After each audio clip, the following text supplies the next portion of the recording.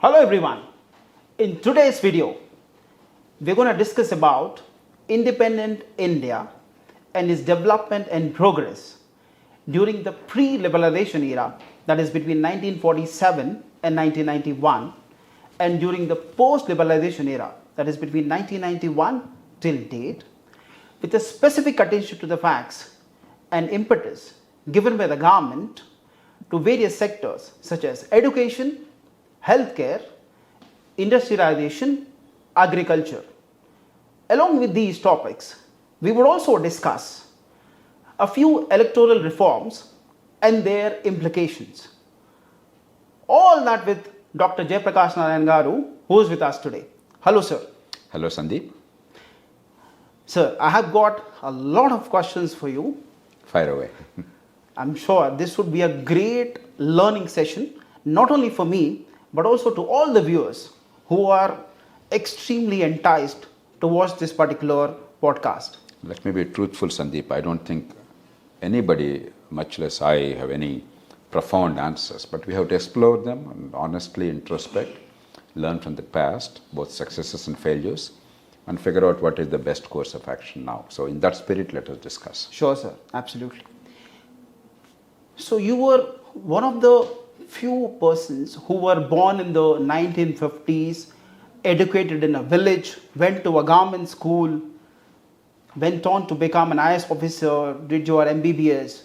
So it's a great, successful, when I say great or successful, it's an illustrious career, it's an illustrious model for anyone who is looking forward to attain something in life. But how was it growing up in the 60s and 70s? What were you looking forward to from the government? Could you please explain all that? In many ways, I'm one of the beneficiaries of the best of India in the early phase of post-independence era. Probably if 10 years before that we were born, we would have been in greater distress because the local leadership and education did not yet begin. Panchayat Raj has not come into vogue yet. It only came into vogue in 1958, 59. Therefore, local leadership focusing on local services did not happen immediately after 1947. So I was born exactly about a decade after independence, I think the right time. Sure. And perhaps if you're not born in a big city with all the privileges, it's the right place. Sure. In a pocket of India where, relatively speaking, there was slightly greater quest for modernity and a greater emphasis on quality education and so on and so forth. So that's the perspective. I don't think this applies to every single person born in rural India. For instance, in Telangana, there was hardly any serious effort made to improve the quality of education during my childhood now. Sure. In the 60s, for instance. 69, I left school, 10th grade at the age of 13. So that's the perspective with which I speak. What happened was, as I said, the best of post-independence India we saw in pockets of India. Sure. Strong local governments, very vibrant and genuinely visionary leadership in some pockets of the country, and the parental involvement, the families, particularly from the agrarian sector. I suppose the Dalits and the occupational backward castes, though there were actually quite a few of my class fellows who were in occupational backward classes, Dalits in particular, were not really yet part of the mainstream. There were a few church schools locally. Sure. At the time, I think they were also funded by the government in the sense that you call them aided teachers, etc. They were happening. But at least some sections of the population, and they were still modest in circumstances. They may not have been poor, they might have been enough to eat, but they were not really comfortable by any standards. There was no power. Villages still did not have drinking water and so on and so forth. The schooling was exceptional. Great. We thought it was natural at the time. When I look back, I'm in awe of that. Sure. Some very inspired leaders. I'll give you two examples of Krishna district where I grew up and Guntur district, Sure. which was at that time regarded for quite some time as the best in terms of school education in the villages. In Guntur, there was a gentleman called Pamulapati Krishnaya Chaudhary. Sure. Nobody knows about him now. His name is not even known because he did not leave any successors who were in politics or did not leave a good big fortune or anything, to the best of my knowledge. He was a district board chairperson in the 1940s and later Jilla Parishad chairperson. He took education as a movement, inspired. Every village, every kid must have a chance. Sure. In Krishna district, again, Sri Kakani Venkatratnam, he did not even finish school. I think he did education up to only 8th grade or something. Sure. And a young Jilla Parishad chairperson, Pirunan Koteshwar Rao, he was very young and became a village sarpanch and then Panchayat Samiti president and Jilla Parishad chairman at a very young age. They were again inspired. Understood. They led a movement. It was not merely normal governmental action. Great. They inspired the people, they communicated, went to every village. In those days, without proper communication, on bullock cart or something, they had to travel the last mile, sit with the people, ate with them, and encourage them to start a school for their kids. Immediately, people donated some property. Immediately, people built thatch huts on their own. Great. The government did not spend a rupee.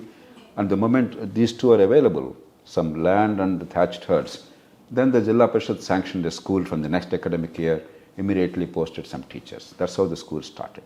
Fantastic. And yet, those schools delivered superbly. I am a standing testimony to that. All of my generation, not one or two people, but tens of thousands of young children in then Guntur and Krishna districts, for instance, they were privileged to have that education. The teachers were paid paltry salaries of 70 rupees or so per month in those days. The schools, as I said, in most cases were simply thatched huts, and if it rained, it leaked. And the road to the school, people used to defecate on either side of the road. It was not very pleasant, particularly in rainy season. I still remember.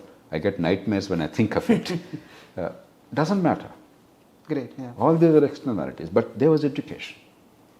Because teachers cared, because parents cared, because the local governments cared. There used to be regular printed booklets coming about the school education for the Jilla Parishad schools.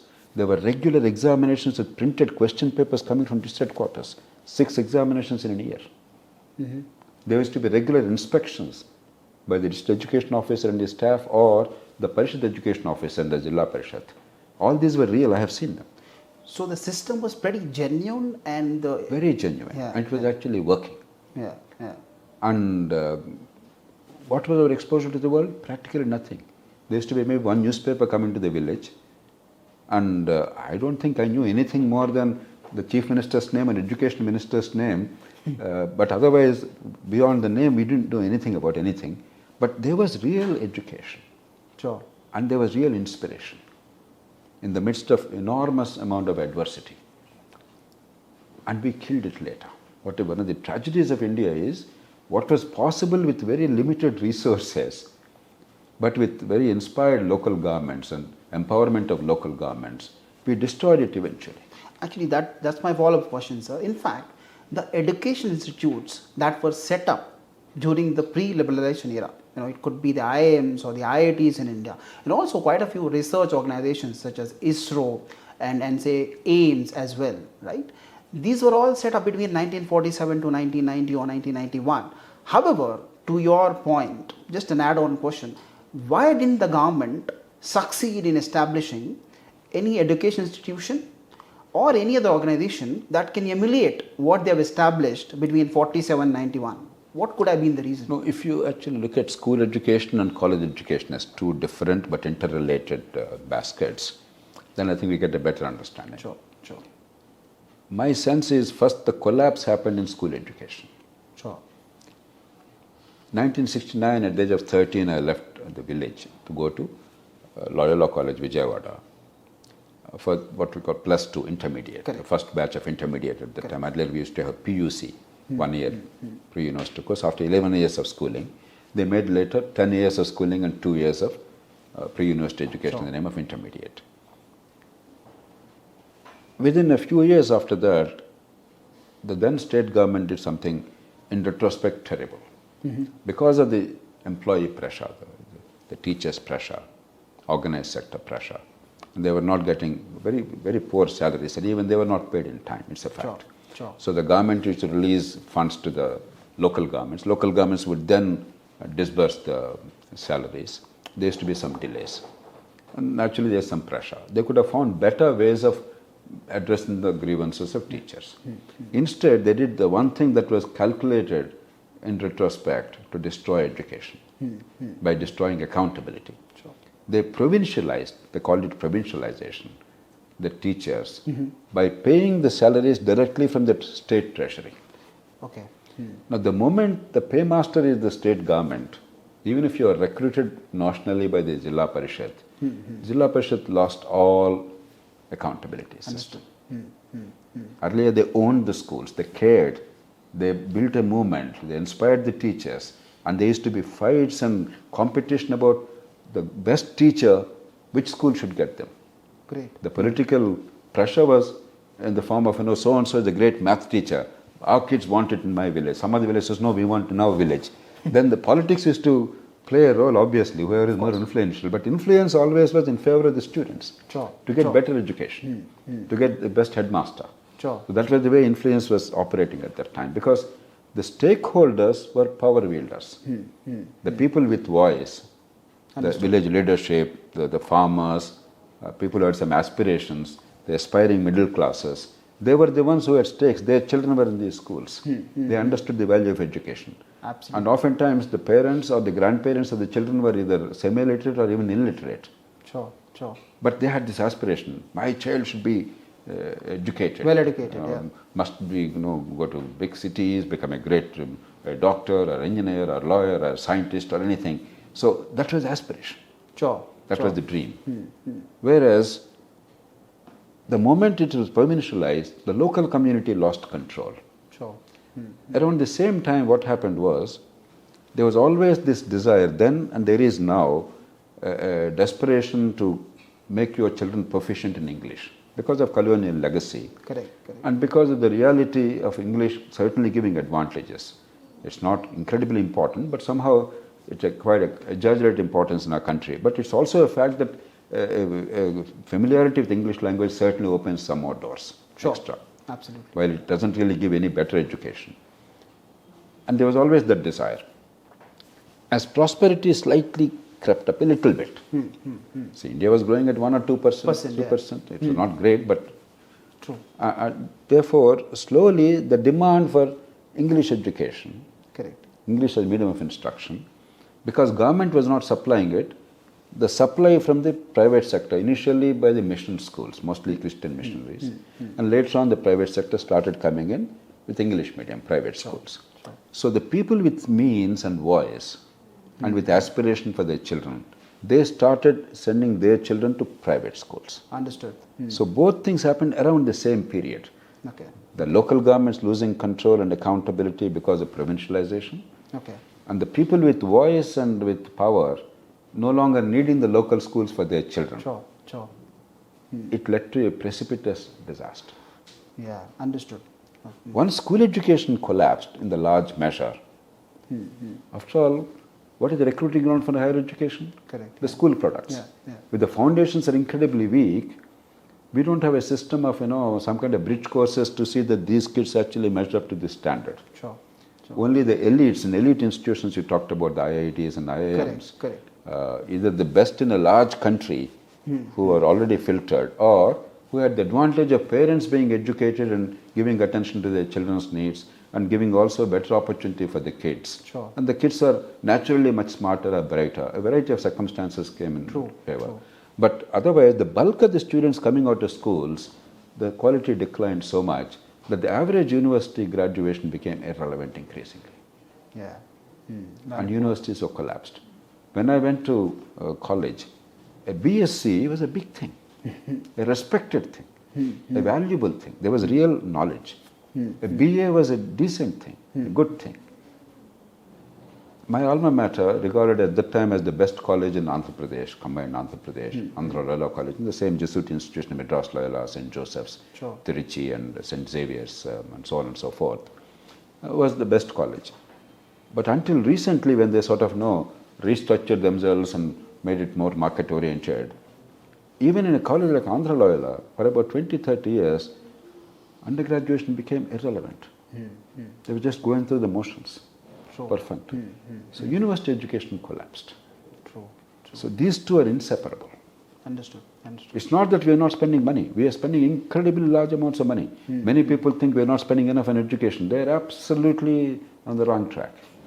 We talk about 6% GDP in education. These are absolutely irrelevant numbers because when half the kids are in private sector, in schools and colleges, if 6% is spent on government institutions with half the kids, that means in effect we are spending 10% of GDP. Nowhere in the world does it spend 12% of GDP in education. It's ridiculous. We are spending 4.3%. Sure. Vast sums. Teachers are extremely well paid today. Gone are the days when teachers got a very low salary and it was a terrible job. No. Today a teacher gets 80,000, 1 lakh rupees at school level. Sure. Senior teachers get 1 lakh 25, 1 lakh 30, 1 lakh 40,000 rupees. Even more they deserve if there's an opportunity. But these are not bad salaries. In private sector, on average, you don't pay more than 25,000 rupees. So it's not the money. Correct. Correct. Per child, in Telangana, education is costing more than 80,000 rupees per child. Yeah. We are spending 25,000 crore rupees on education in Telangana annually. Andhra Pradesh is costing per school child 90,000 rupees plus. Yeah. And even today there's quite a lot of sum. Many private schools are giving decent education at 30,000, 40,000 rupees. Correct. So money is not the issue. Number of teachers are not the issue. We have on an average 1 to 16 or 1 to 18 teacher-student ratio, which is as good as anywhere in the world. Absolutely, yeah. It's a good So that standard things, no buildings, no classrooms, no toilets, here and there are deficiencies, but not for want of resources. You have to dig deeper. The standard thing, spend more money, build more buildings, we are barking up the wrong tree. Sure. So moving on from education, right? During 1947 until 1991, right? There was of course a major push for agriculture sector. However, though the agriculture sector, I would say, slightly fared better, or rather many people became dependent on agriculture right after independence, even perhaps before independence as well. Even now, almost 60% of the population is dependent on agriculture. However, the government could not establish and uplift the industries between 47 and 91, and ultimately it led to the privatization or liberalization in 1991. What was the reason for that? I would slightly amend your proposition. Sure. The initial model was not really for agriculture. Sure. Mahalanobis model, as it was called. Okay. He was a great statistician who was the founder of the Indian Institute of Statistics in Kolkata. Even now it's one of the good quality institutions. At one stage it was a world-class institute. But the model was a flawed one. Sure. In a country where agricultural productivity was very low, even today we have one of the lowest productivities in agriculture. Absolutely. In aggregate, because we have about 11 to 12% of the global agricultural land, we are number one, number two in many crops. But productivity-wise, we are still not good. In those days, abysmally poor. Yeah, yeah. And parts of India, it was still zamindari system. The whole of Bengal presidency, including Bihar and Uttar Pradesh now, it was all zamindari system without any tenurial rights to the actual farmers. And therefore, there is no incentive. And the conditions are appalling. Only in Madras presidency and Bombay presidency, Tamil Nadu, Andhra Pradesh today and Maharashtra, etc., we had what is called Raitwari system. Therefore, farmers were recognized by the British almost 100 years before that. And given that background, there was not much emphasis in agriculture. They thought whatever surplus is generated in agriculture would actually go to heavy industries. True. The model was completely flawed. Okay. They should have focused on agriculture, quality education, outcomes. As I told you, in some pockets, because of visionary leadership, it happened to some extent, but it was short-lived. Many other pockets, it did not happen because the government vaguely had support for education. It was not that Indian government did not want education, but they didn't really go into depth sufficiently. Sure. And until recently, until the latest education policy, national education policy that came out about 3 years ago or so, there was not even a word outcome in education policy. Even the 2009 Right to Education Act talked about the length of a classroom, the breadth of a classroom, the number of teachers and their salaries and 100 other things. Never the outcomes that you seek in education and how to generate them. Yeah. Until 3 years ago. Sure. So you can understand how terrible our thinking was at that time. So if things happened not because of government policy, because of the community spirit, when the communities were empowered. Sure. Understood.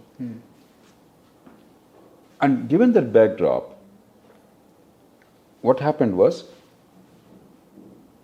heavy industrialization, and the pretext that core industries, there is not enough of private sector coming forward, they have no capital, therefore government has to come in. Government was short of resources, therefore you have to generate agriculture surplus. Please remember the context. Sure. Our first budget was probably about 300 crores. India's first budget, Government of India's budget, was about 300 crore rupees. Sure. So today the budget is about 35 lakh crores. Yeah. The union budget. The total expenditure of the governments at the union and state levels is about 72 lakh crores. Next year it will be 85 lakh crores or 80 lakh crores. Sure. So now for us, it's very difficult to understand the mindset then. True. 300 crores was a humongous sum of money. The country's total resources were at that time 400 million people at the time of independence. So that's the context. So the few resources, our model itself was flawed. True. Instead of focusing on local governance in a sensible way, maybe clubbing villages and allowing some kind of urban-rural connect, and in a sensible kind of urbanization, but value addition in rural areas and productivity in rural areas and quality education at the school level as the central pillar. Instead of focusing on that, we focused on the Russian model, because our leaders were enamored by Russia. Correct. In the early days of Soviet Union, Stalin's time, etc., there was a feeling, Russia is doing so spectacularly well, so many steel plants, so many this, so many big things. We went by that, without actually modernizing our society and giving education and infrastructure. And given that, the collapse was inevitable by 1991. Our focus was entirely public sector, and the argument that private sector did not have the capital is deployed by many economists even today, but it's somewhat disingenuous in my view. For instance, the Tisco, one of the few big private sector companies existing at that time, pre-existing independence, they wanted to expand because there was demand. The government denied them the license to expand. When the market demand is there, the established company is there, they wanted to expand and produce more, government said you should not produce. So the argument that there was no capital, therefore government had to enter out because there is no choice, is a very flawed argument in my view. Sure. It's very easy to make a facile argument to justify a terrible policy mistake. And we put whatever resources are available in the so-called public sector. Understood. Now, some of the public sector companies seem to do okay, partly because there was inspired leadership at a point of time in the national history. The independence, the memories of independence, the inspiration of independence, and nation building, that romance of it on the one hand. And second, most of the public sector had a monopoly profit at that time. There was no competition. Correct. And therefore, they could dictate the price, administered prices, and the monopoly. And capital was all given by the government. Infrastructure is given by the government. Land was given by the government. And loans were by the government banks. So there is no real success. But yet you can manufacture success on paper. The people got either shorter goods or paid higher price. Understood. That is absorbed by the society. So they seem to be successful. In reality, most of them were not that successful. Some of them were because of inspiration, yes. They did a good job for some time at least. But eventually they also fizzled out. So that's the situation we inherited in 1991. Governments were deeper and deeper in the red because economic growth momentum was not there because of bad policies earlier.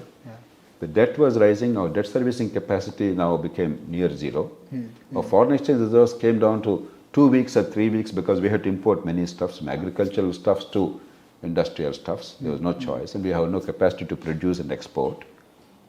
And we had to actually physically transport gold from Mumbai to London and pledge it there because they did not trust us to keep the gold here and to pledge it. Also, in that process, the government has nationalized quite a few banks, right? In 1969 and post that also. Did it backfire or did it benefit the people? What happened there? It was a popular decision, but in retrospect, I think a bad decision. I know these are not discussed very honestly and openly in this country, but there's no need to romanticize. They privatized coal mines. They privatized banks. They privatized insurance. They all said it was socialism. Including me as a youngster, we all believed it, because who wouldn't want socialism at a young age? If socialism is equality, whether you're born in a poor family or a rich family, rural or urban, you all be equal. It's a really enticing dream. Absolutely. It's a wonderful dream. But it was a very impractical way of doing socialism. True socialism would have been in 4 things. Sure. Quality education, guaranteed for every child, at least school level, 10, 12 years, irrespective of circumstances of birth. Quality health care. Yeah. Yeah. Within the resources available, I know healthcare to provide high quality at that time was probably not possible, but whatever was available, possible, do a good job. Build decent infrastructure, focus on basic amenities, water supply, sanitation, sewerage, electricity and transport infrastructure, and effective local governments. Sure. Yeah. If this much is done, then there would have been a productive energy in the country. Yeah. You would unleash the potential of hundreds of millions of the hungry and poor and the huddled masses. Absolutely. Instead, we thought of development as something unrelated to these people's lives and somehow thought that would somehow percolate. And of course, they were badly managed because they were all without competition and they were government owned. Sure. Sure. So that's the context in which we are talking about. Sure. Even I was enticed by the public sector. Until I joined government, I must honestly confess, my worldview without any deep reflection in this respect, I thought a great deal about India's democracy, our constitution and our politics and our governance. But I don't think I had enough understanding of the economy. So I thought public sector is good by definition, noble, wonderful. Private sector, you probably know, these are all profit motives, these are all not really very good fellows, not very desirable fellows, living in air-conditioned chambers, that kind of image. Then I became special officer of Vizag Steel Plant. Vizag Steel Plant at that time was India's largest investment in public or private enterprise. 8,000 crores, I'm talking about in 1980s. Wow. Late 70s, 80s. 8,000 crores at the time was a lot of money. From the state government side, I was in charge of all the labor, then rehabilitation, land acquisition, and coordination with the steel plant, and liaison, and so on and so forth. But the plant management was by the plant's own management of public sector entity. All other things, I was handling them. Then I had a chance to look at it from close quarters. Sure. That's when I discovered that public sector in India is private sector of those in public office. The word public enticed us, seduced us. We thought it is ours, the people of India. Yeah. We thought we were the beneficiaries. I must be very candid. I was shocked to discover it's nothing to do with us, the people of India. Yeah. It is to do with the fellows who were custodians of it at that point of time, as management or as the political masters or bureaucratic masters. Their interests, Sure. not the country's interests, not the people's interests, not the consumer's interests. And since then, I've tried to understand economics a little better. I have had an implacable view. Let the government do its job well.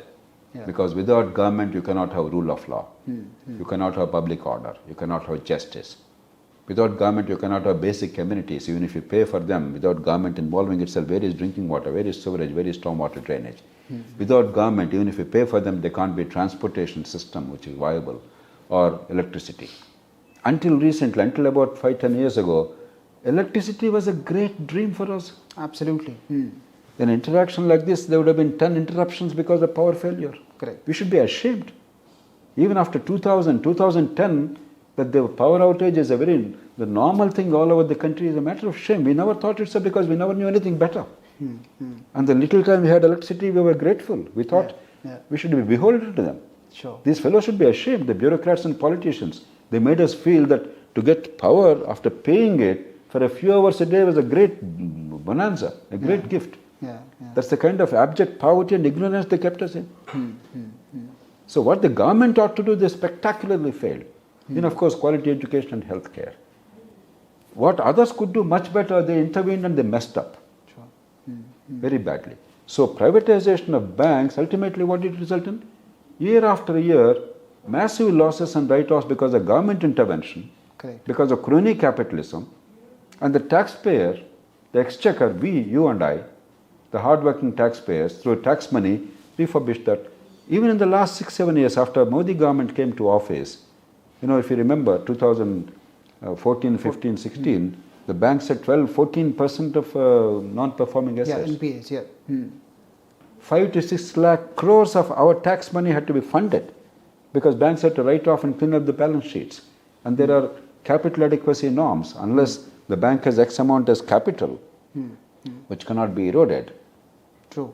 The bank cannot run. Unless those loans are there, banks will be really dangerous organizations. Sure. Sure. And where did the money come from? From our tax money.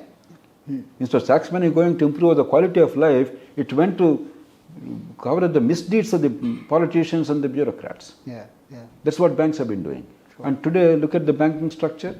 HDFC Bank, one private bank, its market cap is bigger than all the public sector banks put together. Absolutely. Take coal mining. Yeah. Until recently, we were exporting massive quantities of coal. A country where foreign exchange is very precious, and in terms of merchandise goods, we have a huge deficit in global trade, and foreign exchange is very precious in the country. And we are spending vast amounts when there is a lot of coal embedded in our land. Yeah. Because our coal companies are inefficient in extracting that coal, we have to buy from Australia and Indonesia. Until recently, even now we are buying some quantities. It's a shame. True. Take insurance. Where did insurance go? Where is health insurance in the country? And to what extent has insurance really benefited? So, privatization looked wonderful. Even I, as a youngster, 13, 14, 15 years of age, thought it was a bonanza because we didn't know anything. True. We thought it was wonderful. We thought it would really pave way to a great, glorious El Dorado. The heaven is going to open up for us. Yeah. Yeah. We didn't understand that education and healthcare mattered. Yeah. Wealth must be created before distributing it. Sure. And creation of wealth is a very complex thing, and unless there is competition, unless there is inspiration, unless there is that incentive, unless there is choice, wealth cannot be created. Otherwise, it will be shortchanged. Yeah. Yeah. And we must get goods of quality at low cost. Not who created that matters. As Deng Xiaoping later on very famously said, it does not matter whether the cat is black or white. All that matters is the cat is capable of catching the rats or the mice. We forgot the mice part of it. Yeah. We were focusing on the color of the cat. True. So I have no doubt about it. In retrospect, most of the privatizations were a disaster. True. True. So all that led to liberalization in 1991, then inefficient functioning of the government between 47 and then 91, and then there was a crisis in 91, and then we had to invite a lot of foreign capital, so on and so forth. During that process, post 1991, a lot of disinvestments happened, right? The government, even the NDA government. Not a lot of it, a little bit of it. Or rather, the intention was to disinvest. Future investments came down. Sure, understood. But existing ones, even now, we are only scratching the surface.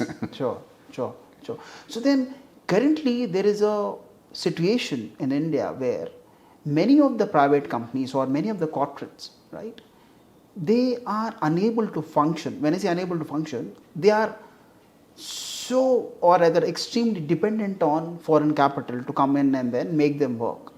Why this situation? Do you think the government can do any better than what it had done? Sandeep, it's not private or government. Economy is one. Sure. Government part of it and private part of it. These are all convenient baskets, but there's one economy. Sure. You produce so much in a year. That production is translated into income for the producer. Whether you're a worker or an entrepreneur or somebody or a service provider, it becomes income. So national income is nothing but the aggregate of the goods and services produced in the country. Sure. In a poor country, most of it goes towards consumption. Correct. What is poverty? You have barely enough or not enough to even meet the basic needs. Whereas, if you want to grow, you not only have to meet the basic needs, but you also have to build a future. Sure. You must build infrastructure. You must build the capacity, better schools, better teachers, better healthcare, better roads, better transport systems, better basic amenities, and better investment in productive goods and services in private sector. Now, you don't have enough money. Yeah. That's why when you are poor, you require credit, provided the credit is going to be used wisely. Yeah. Without borrowing, you cannot grow. You will be simply stagnant forever. Correct. By definition, a poor person doesn't have enough savings. Yeah. A rich person, out of 1 lakh rupees income, maybe he consumes 25,000 rupees, he saves 75,000. Correct. A poor person getting 20,000 income, he consumes 95% or 99% or 100% of 20,000, there is no saving. Yeah. Without saving, there is no investment for the future. Absolutely. So it is the logic of development that when you are at a low level of development, when you are in poverty as a country or as a family, you require debt in order to grow, provided, this is the important proviso, the debt is utilized for growth, not for consumption. True. So when your savings are not enough, and Indians are actually remarkable, Chinese and Indians, Chinese even today they continue to be so, about 37% savings rate. India used to have that kind of a rate. We have now become more consumer-oriented society. We are now entered into the 20s, maybe 22 to 23% savings rate. It has fallen down. But still, compared to rich countries, our savings rates are very high because very thrifty societies. Sure. Yeah. Family oriented, we care for our children, we want to protect our children, we want to save money even if we are poor. That's what our parents did. Of course. Yeah. That's how we are better off today than our parents' generation because they sacrificed so much. That's the nature of our families and our social system. But it's not enough. The investment required, even today, for instance, to build decent infrastructure, you probably require $2 trillion in India to build decent transport and power, even transition to the modern renewable energy grid and so on and so forth. It doesn't come easily. So, therefore, borrowing is necessary. Yeah. Yeah. View it from another point of view. You want to borrow and you want to again pay back, covering the exchange rate fluctuation. True. Because given our conditions where there's always a trade deficit, the exchange rate always goes up. Correct. The dollar value always goes up. Yeah. Inevitably. Whereas the purchasing power is not that great. Purchasing power of a dollar probably is only 15 or 20 rupees. But exchange value is now 83, 84 rupees. 83 rupees plus. Correct. Yeah. Yeah. That's the logic of market economy. Sure. Demand and supply. We need more dollars than the supply is around. Therefore, we have to pay more price. Inevitably. So you have to keep paying more and more money on the borrowed money by way of interest. True. And precious foreign exchange is going away to that. But if the fellow actually invests here as an investment, there is no interest payment. Yeah. There is only repatriation of some money in terms of profits, only if he makes profits indeed. Correct. And see, technology is transferred here. Even if initially we are borrowing foreign technology, eventually we discover, we learn, we reverse engineer, we compete, and more industries come. That's what China has done. That's what India does to some extent, not to China's extent. And eventually, Indian capital, when they're sufficient, we don't require even foreign technology. Absolutely. We'll invest on our own. Absolutely. And D, in a growing economy, as the market demand is going to grow, they have an incentive actually to redeploy the money in our own country. True. Take Tesla. A year, 2 years ago, Tesla said, no, first let's export cars to India. We remove the import duties. Indian government stood firm. What is Tesla saying now? Next week or so, they're going to Gujarat, establishing a plant there because Indian market is expanding. Absolutely. Now, if they're out of the Indian market, ultimately Tesla will suffer. Sure. Actually, we could have made Tesla pay much more. If only BYD, the Chinese company which is now making waves in electric cars, if we allowed them to establish a company, manufacturing facility, they wanted to establish, by the way. Because of strategic compulsions, we didn't want a Chinese company to establish here. Sure. I don't know if it's the right decision or wrong decision economically, that's a different issue. Therefore, Tesla has an advantage. Otherwise, Tesla would have been in greater trouble. They could not have penetrated our market at all. Sure. So, they need us too, provided we have a realistic opportunity to grow. So, it's a win-win-win for everybody. True. Foreign money is very important, and foreign direct investment is the best way of investing. Sure. Instead of loans or portfolio investment. Portfolio investment, it's hot money. It goes back any time. The moment they feel Indian economy is not doing well, they withdraw. Absolutely. Whereas if they established a factory, they have stakes here. We have a long term, basically. So it's absolutely the right thing. We must, the more it comes, the better it is for the country. Sure. China is a classic example. How much they grew because of foreign investment. And China is a communist country. Sure. But China is a smart country. We still are related to silly ideology, failed ideologies. The last century, if it taught us anything, it is that markets work provided government does its job. That proviso is important. China understood it very well. They do a pretty decent job of the government's part of it, and they allowed the markets, with some constraints, markets to work. I remember sometime in 2005 or 2006, I was in China. There was a fairly high-powered delegation. 5 of us went there to China. And a former foreign minister of China, Huang Hua, he was hosting us. He was 92 years old at the time, elder statesman, but very, very articulate, very sharp in mind, very active. He and his wife were hosting a lovely dinner for us. I was sitting next to him, and I half jokingly, playfully asked him, Mr. Hua, your country is, everything is marvelous. We can see the rapid economic growth and energy and dynamism in the country. In our country, communists don't understand it. They're creating a problem even today to investment, to trade, to all kinds of obstacles. Why don't you train our communists now? Bring them to your country and train them and make them understand. He laughed and said, Communist Party in China is about stability and order. It has nothing to do with economic management.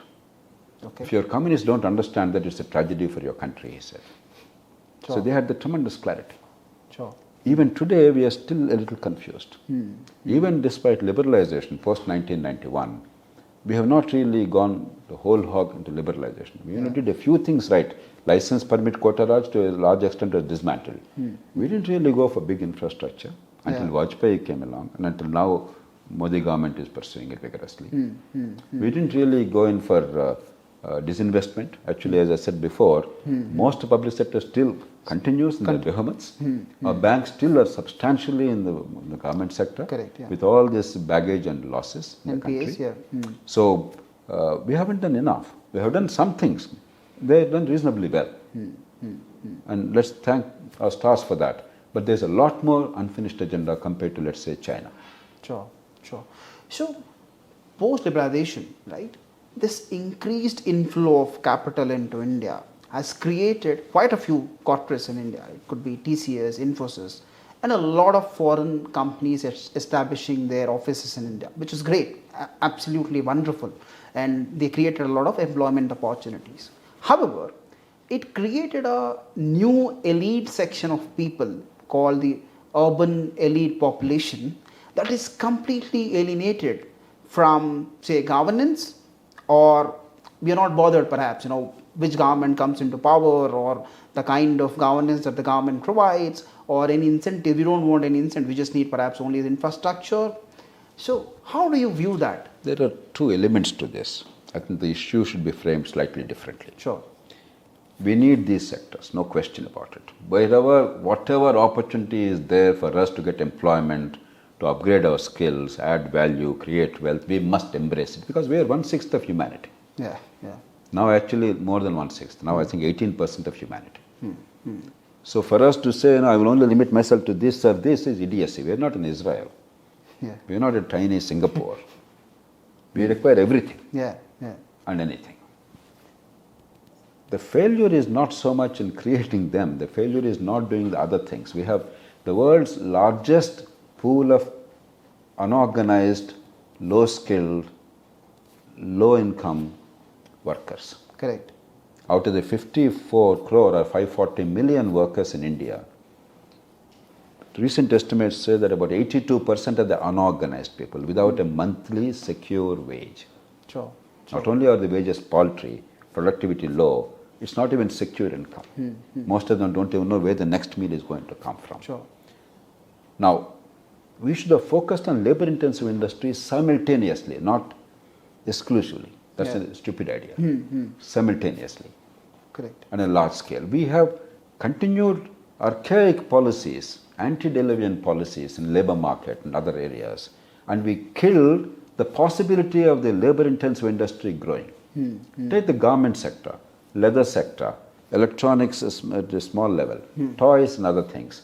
Everywhere, by reserving certain sectors to only small scale, by creating very restrictive labor laws, and therefore the moment you expand it to a certain level, the regulatory burden is so great and the corruption burden is so great that small entrepreneurs prefer to get some decent income and then leave it at this.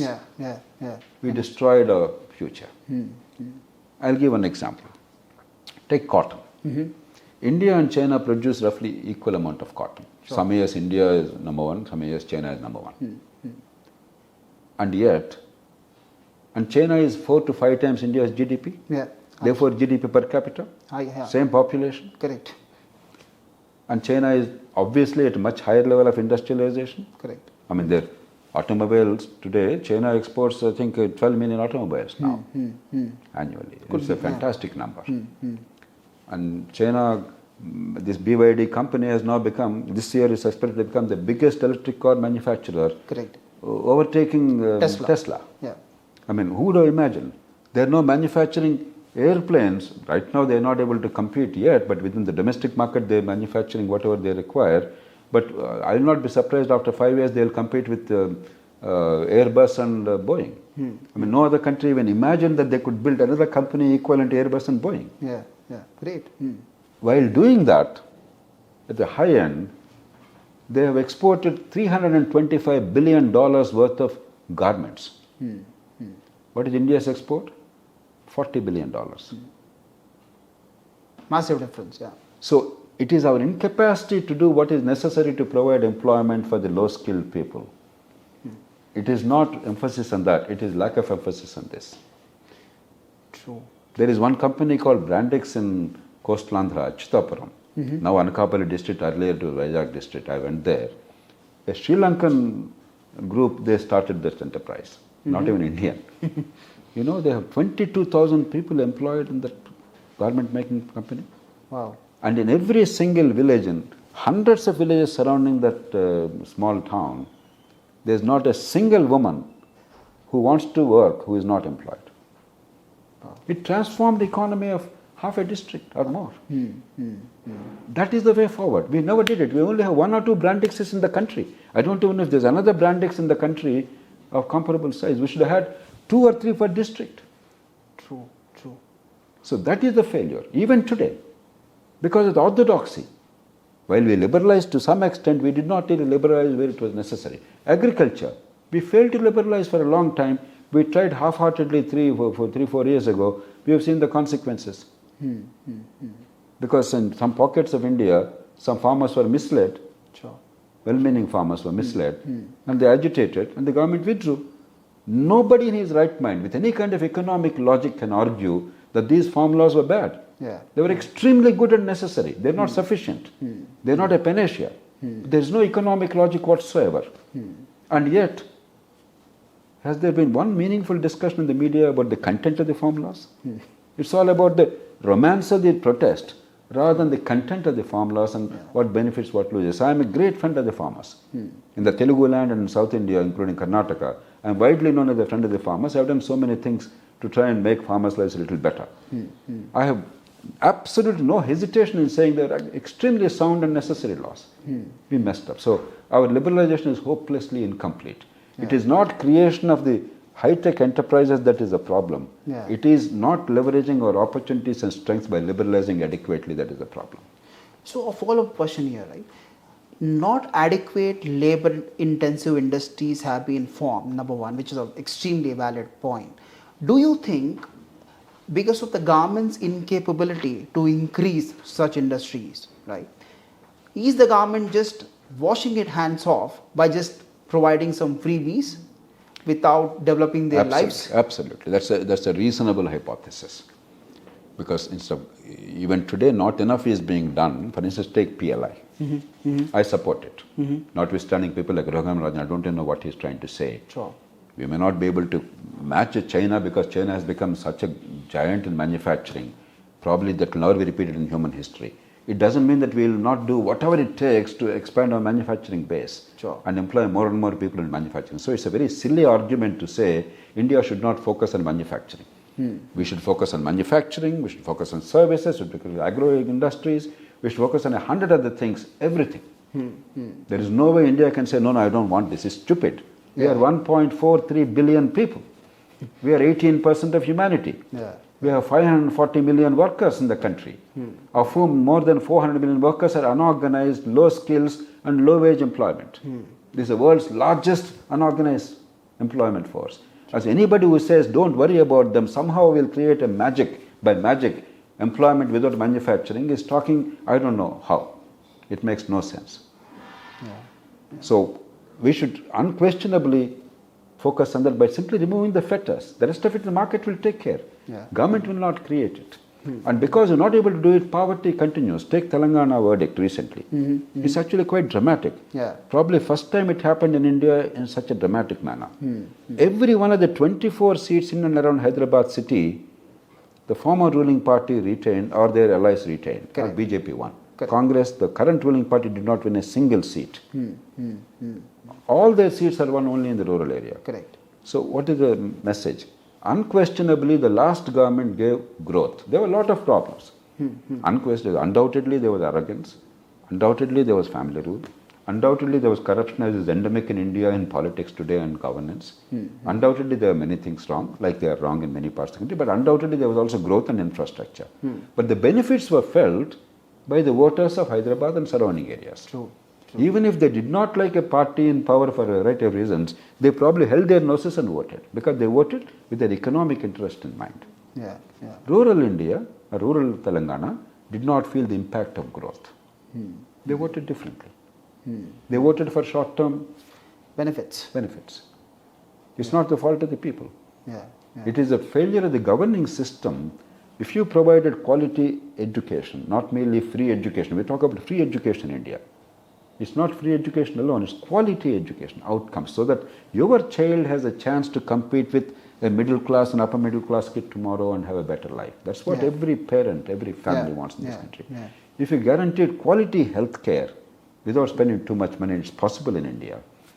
If you focused on rural infrastructure as much as urban, not every village, but no small town growth and so on and so forth, and if you focused on employment generating industry, you didn't have to do this. Yeah, understood. So just a follow-up question there. You just mentioned that the rural masses voted with keeping only the short-term benefits in mind. No, because they didn't see long-term benefits. It's not because rural masses are different. Sure. Who are the urban voters? Every one of us, including me, we came from rural areas. Of course. Yeah. You think differently because you've seen a different life, a different possibility. If I'm denied that possibility, then I think differently, act differently. The people are the same. Their impulses are the same. Incentives are the same. Circumstances are different. And you created the circumstances, not the rural people. Sure. So let's not blame the voter. Voter did the right thing. Yeah, understood. So then, how to make sure that the voters are extremely unbiased? It is, of course, the responsibility of the government to make sure that the voters become unbiased. What do you think? No, see, if you take the aggregate of electoral verdicts in India for the past, at least, I can say 46 years since I have been following closely, 77 election. For us, it is a matter of life and death, emergency. My God, the country is becoming a dictatorship, has become a dictatorship actually. And you can't imagine the amount of passion I felt and many of my generation felt. If you take the aggregate, I don't think the people's verdicts in India, given the options available, could have been any better. And if only, let's say, a certain class of people voted, it would have been any different. You cannot blame the people because the choices, the options were limited. Within that, I think collectively the people made broadly the better choices. Makes sense. It's not necessarily the best choice in an ideal situation because there's no ideal situation. Correct. But what's happened is twofold. One is, because there is no link that people can perceive between the vote they give and the life that they will lead tomorrow. Your own life and consequences are disconnected from the vote. When that happened, people either make vote a purchasable commodity because somehow people discovered that you are the new Maharaja, the MLA or MP is the next Maharaja, but by some miracle, unlike the older Maharajas who came by divine right, there is something called the vote that is making you the next Maharaja. That they understood. That much of democracy has percolated. Because I am now making you a Maharaja, it's a purchasable commodity now. You are willing to buy, I am willing to sell. Or, because of the abject poverty that we kept our people in by our bad policies and bad execution, people wanted to maximize the short-term gains. Therefore, the short-term individual welfare at the cost of the long-term collective good that will actually give a better life for your children. Because you're not seeing the better life for your children. When you don't see it, then what is perceived, what you can see, what you can understand, you aim at that. And then we are a very diverse country. Steeped in centuries of tradition, therefore a caste, region, religion, language, use those emotional cards. Correct. Tribalize our society. And these three have become the currency of our politics. True. So it's not the people that are at fault. Indian people never asked for democracy, please remember. Show me one instance in the history of your independence struggle when people said one person, one vote? Or any leader said that for that matter? No. Our elite leaders whom the people of India trusted quite rightly, they said, we deserve universal franchise. irrespective of gender, caste, and poverty or education, everybody must have the vote, is a conscious decision of the elites. Yeah. People of India said, Gandhiji Jindabad, Inquilab Jindabad. Whatever Gandhiji or somebody said, people accepted. Yeah. Elites did it, good. But elites did not do something incredibly important in building a democracy, making us understand the value of the vote. Building institutions and instruments to make us understand what vote actually means. That continues to be the problem even today. Therefore, the vote is a purchasable commodity. Therefore, the vote is only about short-term maximization of your gains rather than long-term good, because the governance and vote are delinked. My life in future and my life today are delinked. Yeah. And as you said in an earlier question, the elites, once they figured it out, they are now creating islands of excellence, the oases. Yeah.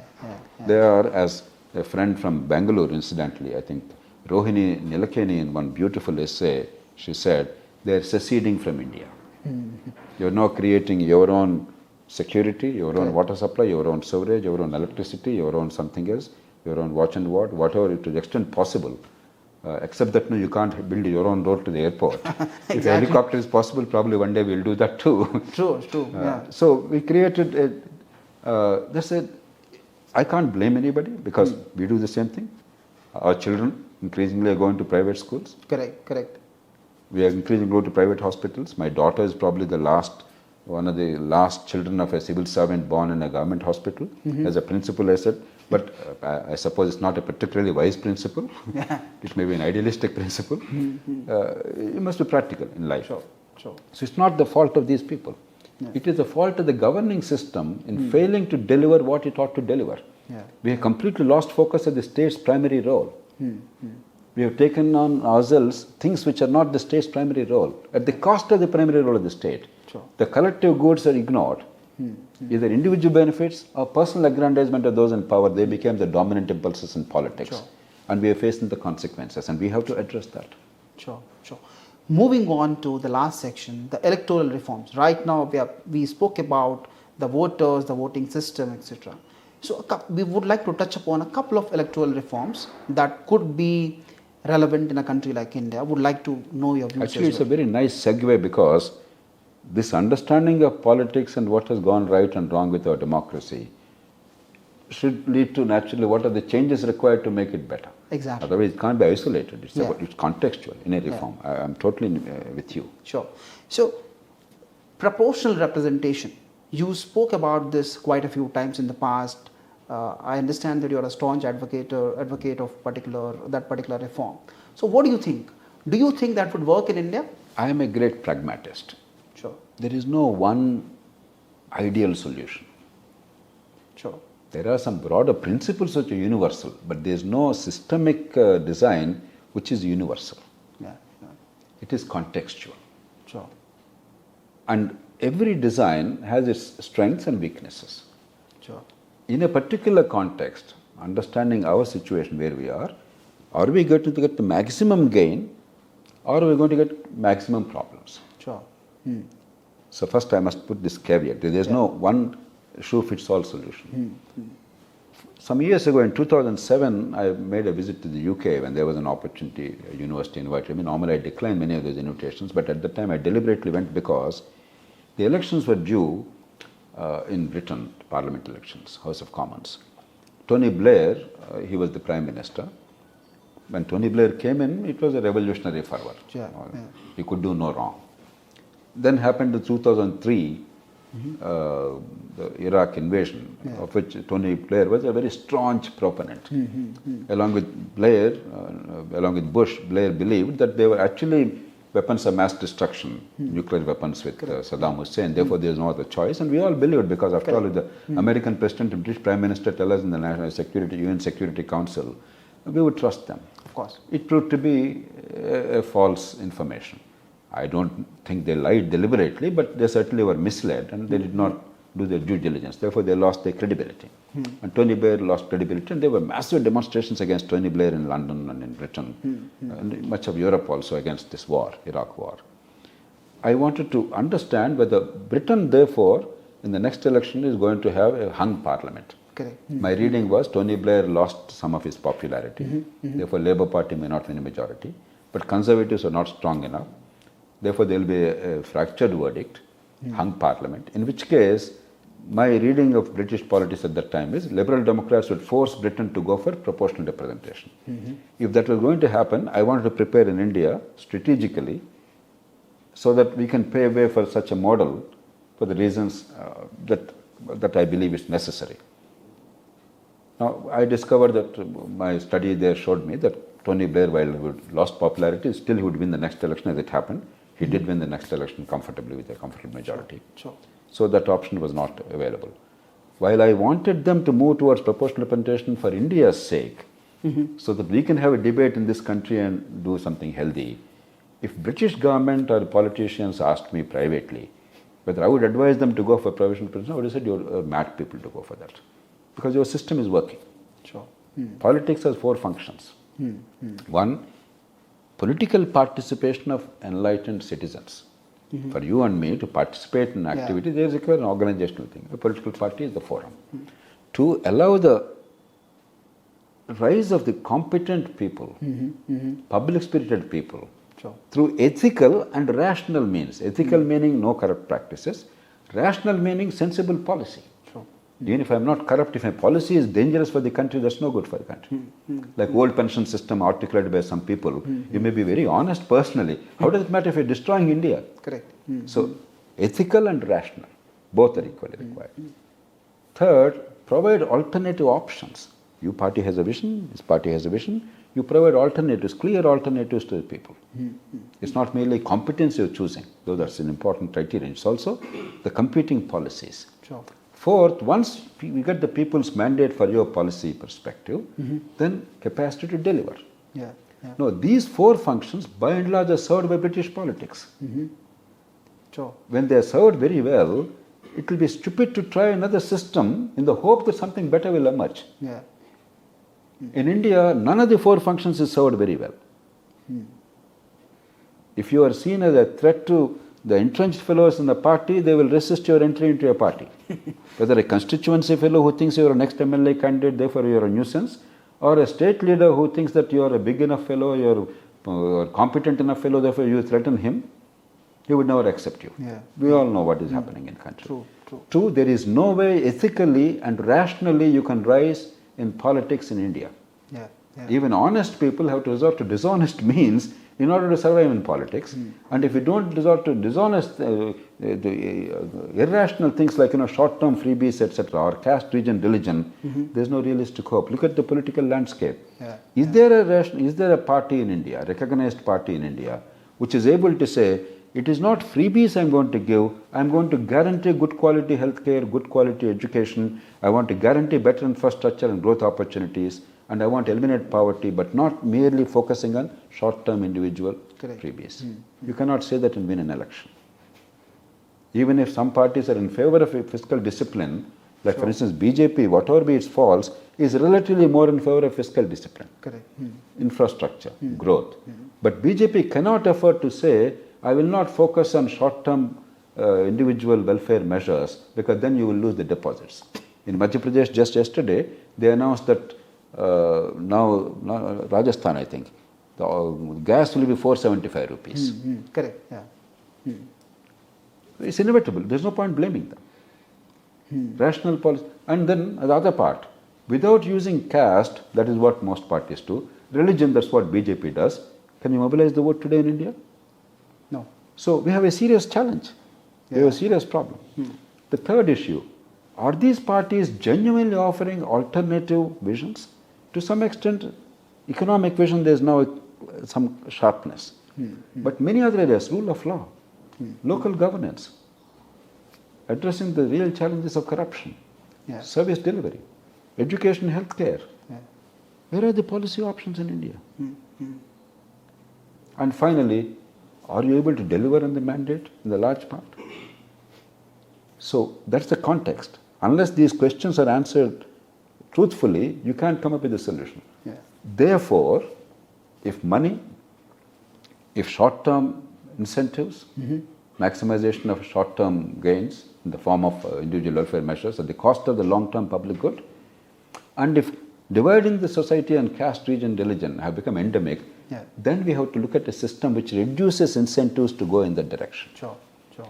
Proportionality model, properly designed, it has a problem. Negatives, let me talk first. Sure. It may further fragment our society, which is already caste-ridden. Correct. Therefore, you must have a reasonable threshold of vote so that you don't have a tendency to fragment it. Because no model is flawless. Correct. The second problem is the proportionality model may actually create unstable governments, because by definition you can't have a stable government. 50% vote for a party is most unlikely anywhere, Correct. most of the time. Correct. At least now we have the merit of a stable government. True. If they want to govern, at least there is no day-to-day survival. So these are real challenges. And they can be addressed both. The first one, have a reasonable threshold of vote so that further fragmentation doesn't happen. Second one, give a significant number of bonus seats for the largest party so that a majority is assured. But the basic incentive changes. Yeah. What is the incentive today? In the constituency, if I get one more vote than you, I am the king and you are a pauper. Correct. So all my effort, all your effort is to get that one more vote. You don't know where that one more vote is. Therefore, you distribute money. Karnataka, Telangana, Andhra Pradesh, Tamil Nadu are fantastic examples. Rest of India is quickly following suit. Massive amounts of money. It doesn't mean that if you distribute money, you win. If you don't distribute money, you have no chance. Yeah. It's an entry fee. All politics is distorted. Even if an otherwise public-spirited, honest person wants to enter politics, he has to somehow raise money and spend money in order to survive, and therefore he is compromised. Yeah. Institutionally, integrity is no longer possible. Whereas in proportionality model, the incentive is not to get one more vote than you. Correct. It is to maximize my percentage of vote in the overall state. State. Yeah. Therefore, no individual has an incentive to pay for a vote, because if I give money to vote, I am not getting any benefit. The party may get a benefit. Who cares for a party? MLAs are spending to become MLAs. Let's understand politics. Yeah. So substantially the incentive is altered. The party also will focus on the agenda, the leadership, record of service, and a vision, rather than merely vote buying as an entrance fee. Incentives are altered for the candidate and the party. Sure. Reform elements, today no party can say, I will not focus on freebies, I will focus on growth. Tomorrow at least some parties can say and get the 20% vote. It may be only 20% vote, but they have voice. Yeah. Of 20% in the legislature. Therefore, the reformist element always can force the pace of the positive change. Sure. Today, that voice is, however sane it is completely smothered. You have no chance. Correct. You don't get any seats. Because you don't get any seats, you don't get any votes also in the next election. Correct. Because people don't want to waste their vote. So the incentive is completely altered. Yeah. Governance improves. So there's no El Dorado. There is no magic. But incentives are altered for the voter, for the candidate, for the party significantly. Yeah. And therefore, the outcome will be significantly different Sure. in the Indian context. Sure. And it's easy to do because all you require is a change of law. Ambedkar was very wise, constitutionally very wise. They incorporated proportional representation in the constitution. Mr. L.K. Advani was the first man to bring it to my attention. Sure. When I was unaware. Because there were multi-member constituencies in the 52, 57 parliamentary elections in India and assembly elections in India. There was no reservation of a separate constituency at that time. Sure. Because Mr. V.V. Giri, a noted labor leader in Congress party, lost in a seat in Orissa because it was structured badly. Sure. Okay. He was number 2 in the among the candidates. Okay. The first seat went to a tribal. The first seat went to the highest number, the person who got the highest number of votes. And there, a tribal got the highest number of votes. These are tribals, but they are Rajas. This Santosh Mohan Dev, all these people, they are Rajas. They may be classified as scheduled tribes, but they are actually local Rajas. So they are very powerful. Okay. So they got the highest number of votes, therefore first seat went to them in the general pool. Reserved pool, second seat went to the tribal. Both seats V.V. Giri lost. Congress party panicked and went for constituency reservations instead of fixing that system. So constitution actually provided for that. When I mentioned this to President Pranab Mukherjee when he was president in Rashtrapati Bhavan, he was stunned. Pranab Mukherjee is an encyclopedia. Yeah. Post-independence politics, nobody understood better than him. He knew all facts and figures. He would tell you, Jayaprakash, 71 this, 77 this, 67 this, everything with actual numbers he would give you. Wow. It was so encyclopedic. But even he was unaware. When I told him that, he was stunned. And then I got a copy of the Constitution of the Rashtrapati Bhavan and showed to him. He was thrilled. He said, our leaders were so wise. They made a provision for this. So all you need is change in law. Yeah. It just requires a political consensus. You come together, by a simple act of parliament, you can bring about proportional representation. Great, great. A follow-up question on reform, right? We have seen quite a lot of people in the recently concluded Telangana elections. Quite a lot of people live in Hyderabad, but they have to go all the way to their hometowns to go and vote there. Do you think there can be a reform, say such as, I can just go to any polling booth in Hyderabad. For example, if I live in Hyderabad, though I'm supposed to vote in say Karimnagar or any other part of Telangana or any other state where the elections are happening, can I just live and stay in the place where I'm staying, go to the polling booth and vote? It could be through an Aadhaar scan or it could be an online vote. What do you think about this? I am all in favor. See, if you believe in democracy, if you believe in the need for transformation of democracy for the better, political reform and transformation, how will that happen? Only when the pressure comes from the electorate. Yeah. Which segment of electorate is more likely to push for reform? The people who are relatively better educated, Sure. more urban, a little less involved in caste politics. Correct. Yeah. Not that they are completely removed from caste, but they understand their enlightened self-interest. Correct. It is bigger than the caste interest. And those people who are seeking a better world, they think a little better. Because democracy is a middle class concept. Let's remember that. Democracy is not really about the abject poor, it's not about the super rich, it's a middle class concept. So unless the middle classes, with some element of education, aspiration, economic growth opportunities, and some thought, unless they play a proactive role, democracy will not improve. Sure. So by that logic, we must do whatever it takes to encourage the urban middle classes to vote more. Sure. Sure. So some people suggest compulsory voting as in Australia. I am in favor. Some people theoretically argue this and that. No, we must also be pragmatic. It doesn't mean that you will be jailed if you don't vote, but there will be some tax incentive not available to you. Let's say 1,000 rupees extra you have to pay. Yeah. So that your moral obligation, you are reminded of it. You vote more in numbers. Similarly, I believe that non-resident Indians, they must be allowed to vote. Correct. And I also believe that you must allow dual citizenship. You see, if you give a cruel choice of opting for European or American citizenship versus Indian citizenship, given the compulsions of circumstances, many people, while they are Indian at heart, as they say very popularly, you may take an Indian out of India, but you can't take India out of an Indian. That's why, even for a generation or two, they are still dedicated to India. They are only they watch Indian movies, they follow Indian politics, they follow Indian economy much more than Indians do living in India. So losing them is not a bad idea. Yeah. No country, America, Britain, Germany, Japan, all these countries encourage dual citizenship. Yeah. We encourage that. And what you're suggesting, online voting, to make it easy for you to vote wherever you are in the country or the world, is absolutely necessary and welcome, but with a caution. Sure. Voting is a very complex process. And there are all kinds of fears in any democracy. Look at America today. Donald Trump lost the election hands down in 2020. He's pretending he won. And there are 30-40% Americans who believe that.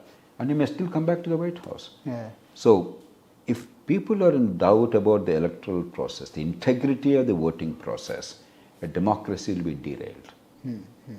Therefore, we must take time in a measured and slow manner. Electronic voting, it took us 20-25 years to stabilize. The first time, if I remember, 1983, in Shadnagar constituency in outskirts of Hyderabad, there was the first electronic voting, the whole constituency. Sure. I think Dr. Shankar Rao, he won as an MLA at that time, in 83 election, if I remember right. Then slowly they expanded to some more constituencies, then some more worries, then some court litigation. Sure. And then they made it universal. Even after electronic voting has become universal, EVMs are discrete machines. They're not even linked. Sure. They're not internet driven. Sure. They're not online. They're only discrete calculating machines, so to speak. Each is a separate one. Sure. And yet all kinds of canards are spread by well-meaning people, even good people. Sure. They went around the country, said, no, this is all terrible electronic voting. It's all not true. Yeah. I was one of the few who said it's absolute nonsense we are speaking. There's no evidence whatsoever, because I have run elections with this and that and that. So all this is misplaced idealism, and sometimes malice. Yeah. And very prominent chief ministers, Jayalalitha, when she lost election in Tamil Nadu, Mr. Chandrababu Naidu, a lifelong advocate of electronics and computers and IT technology. and And then Amarinder Singh, Captain Amarinder Singh in Punjab, in the last elections, they all blamed electronic voting machines. Even now, the Congress party, they won Karnataka and Andhra Pradesh elections. That's perfect already the EVMs. But in the north, when they lost, they're saying maybe EVMs are at fault. All these are absolutely unfounded claims. Yeah. But even if they're unfounded claims, if sufficient people believe that the election is not conducted honestly, there is no integrity in the election polling process, then democracy will be in danger. If we must do it slowly, patiently, first on a pilot basis, have adequate safeguards to ensure that there's absolutely no mischief whatsoever, and then with the common consent and consensus in the country, progressively expand it, which may take another 25 years, if at all. Sure. But in the principle, yes, but don't do it in haste, because derailing democracy and deepening mistrust is not what any democracy needs. Sure. No, thank you very much, sir, for the interaction. It was great interacting with you. It was a very good knowledge imparting session for me and also for all of us. Thank you very much once again. The pleasure is mine. Thank you.